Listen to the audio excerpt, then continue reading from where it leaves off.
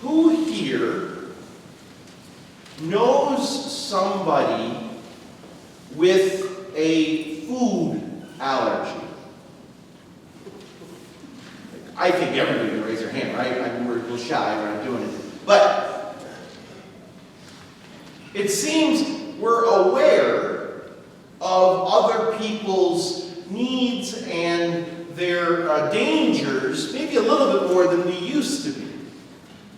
In the morning, when I, just half awake, sit with my coffee and my toast and peanut butter, I often think how such a simple and tasty breakfast would actually be incredibly lethal to my sister-in-law.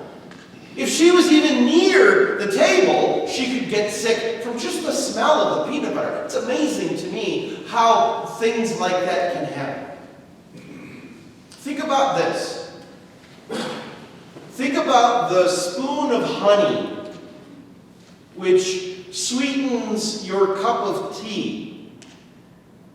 How dangerous that could be to a very young child. Or, if you like spicy and zesty food, how that could be exceptionally painful to somebody who has a delicate stomach or an ulcer. Or maybe there's a medication which does wonders to help you in your health, but the same medication might have no effect for someone else, or the opposite, actually could be poisonous to someone else. Right? You see, we have this awareness that not everybody's the same. The way in which one person enjoys eating or receives nutrition or medicine is actually very, very different from somebody who's very otherwise like them. And so we see this great variety of people. And now, I'm getting somewhere. I'm going somewhere with this analogy. But I really want you to think about this. How easy and often it is that we realize that people are very different from one another, and we happily make those accommodations. So, what are we then to make of St. Paul's words in the second reading this morning? Why is it, and maybe it's not us gathered here this morning, but I would offer the critique that we as Christians really have a hard time with what he said in the second reading. Paul said, I'm free to everyone. I give my life away freely. I do the ministry that was given to me freely. Nobody owes me anything.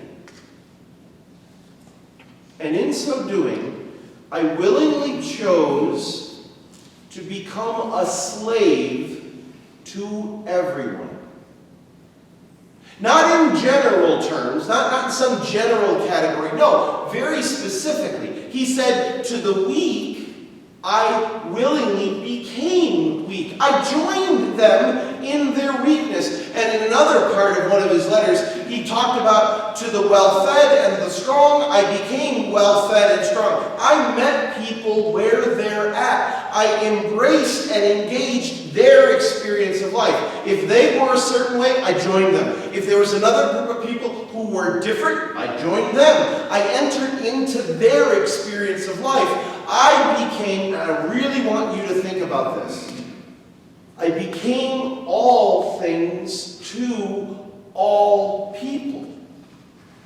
Wherever somebody was, I became for them what they needed me to be, so that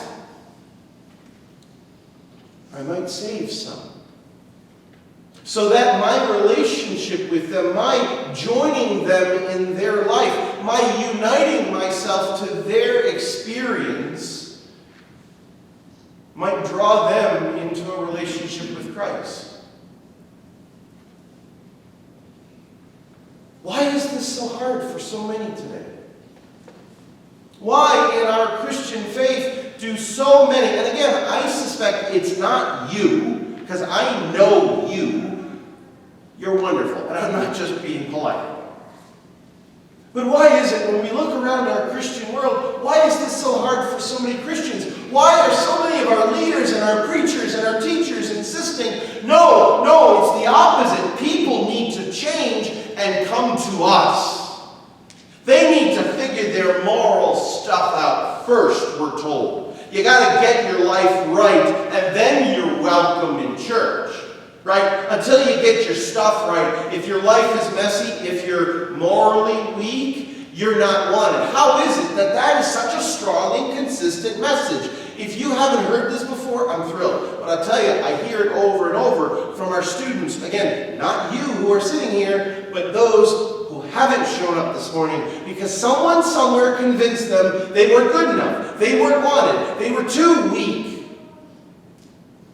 Why is that?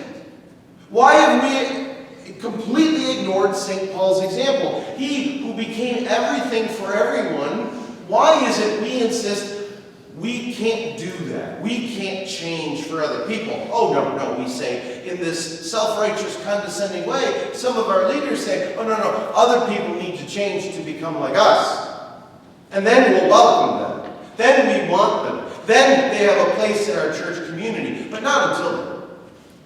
Do you see do you see this? Am I making sense? Think about Jesus. He has become, at this point in the Gospel of Mark, Jesus has become this local celebrity. The whole town.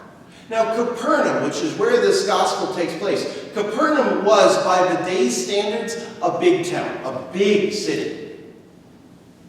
The whole town showed up at the door. Everybody. Everybody was there to listen to Jesus. Everybody believed him. Everybody was impressed. He was the most famous man in that town at that time. Things were going great. They loved him. They supported him. They listened to him. They were doing what he was saying. They were hanging on every word. They adored his power to work miracles and to oppose demons. The whole thing. Jesus had it great. His ministry was wonderful. Could you imagine the temptation to say, all right, this is it. Let's build a church here. Let's set up my ministry here. Let's start our work here. And then we can invite everybody to come to me. That's not what he did. In fact, something was bothering him so deeply. He was so uncomfortable that he couldn't sleep. I don't know if you heard that, but he got up way before the dawn and he went out into the deserted places and he was praying. I don't know about you, but I don't lose sleep unless something's really bothering me. And he tells the apostles what it is. I can't stay where I'm comfortable.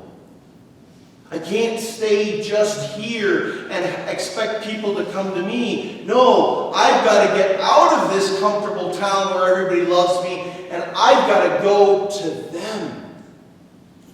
I've got to find where other people are, and I've got to go to them. This is both literal and metaphorical. I think for us today, I want to offer this challenge that this is the obligation. St. Paul says, I have been given an obligation to preach the gospel. Here it is. Here is your obligation, my obligation. We are required to imitate St. Paul and certainly Jesus in the way that we live the gospel, not just using words, but in the way that we enter into relationships with people, the way that we love people. We have to become all things for all people. We have to meet them where they are, not expecting them to come to us or to meet us where we are or to deal with their stuff before we'll welcome them. No, just the opposite. We have to find a way to reach out and meet them where they are so that in becoming slaves to all, in becoming servants of all, in willingly choosing to be all for all, then